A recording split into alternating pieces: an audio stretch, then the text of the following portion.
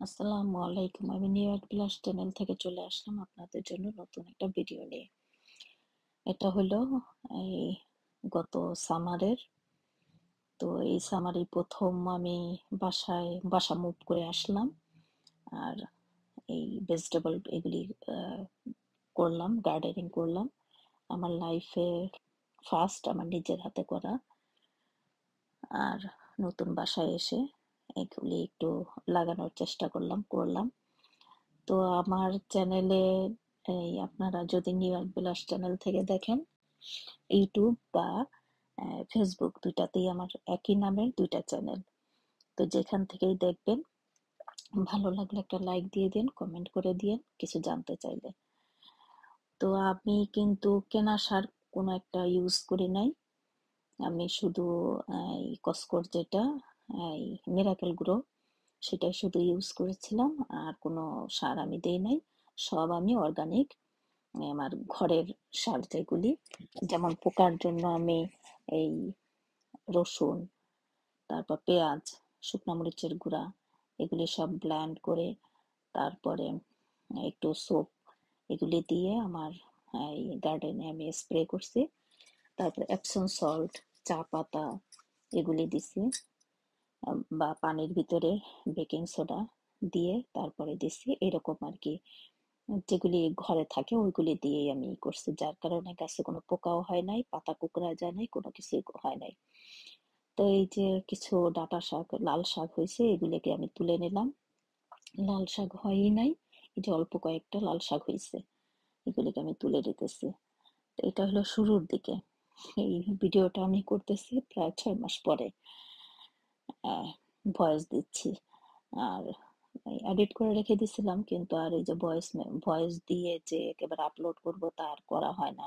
এই যে নতুন সিমের চারা হইতেছিল, তো যদিও আমার সিম গাছে সিম হয় নাই, ওটাকে শশা গাছ হইতেছিল। টমেটো 3-4টা টমেটো গাছ লাগাইছিলাম, অল্প কয়েকটা টমেটো হয়েছিল। মানে প্রথমবার করছিলাম তো, যার কারণে সব গাছগুলিকে মিলাই টেলাই করছিলাম, যার কারণে ভালো হয় নাই। এক গাছের নিচে আরেক গাছ পড়ে পড়ে ভালো হয় নাই। টমেটো গাছের উপরে ওই এই মিষ্টি আলু শাক হইয়া একেবারে ঢেকে গেছিল, যার কারণে টমেটো হয় নাই। আবার সিম গাছ, শশা গাছ, করলা গাছকে ঢেকে ফেলেছে, যার কারণে করলা হয় নাই, এরকম আর কি অবস্থা।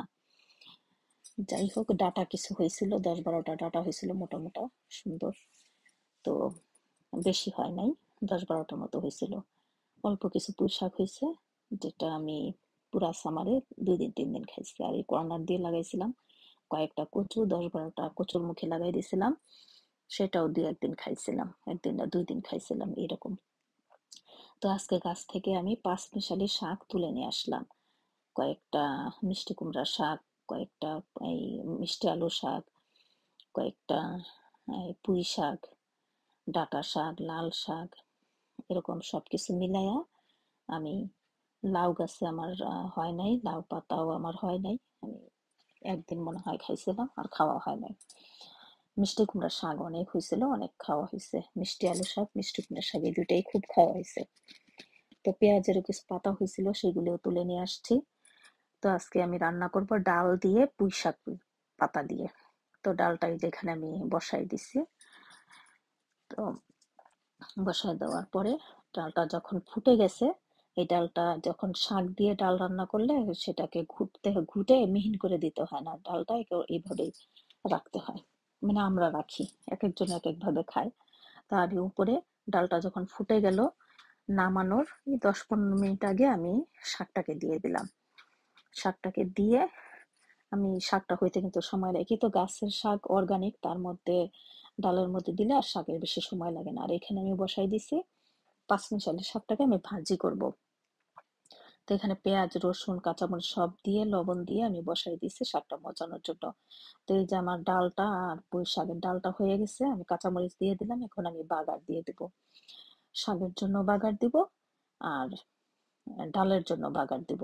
তো এখানে আমি পেঁয়াজ, রসুন আর দিয়ে দিলাম একটু জিরা, দিয়ে আমি ডালের জন্য ফোড়ন দিব। আপনারা যদি শুকনো মরিচ খান, এই অবস্থায় শুকনো মরিচ দিয়ে দিতে পারেন। তো ডালের মধ্যে ফোড়ন দিলেই তো আমার রান্না শেষ। আর শাকের বাগারটাও আমি ঠিক পেঁয়াজ রসুন দিয়ে দিব।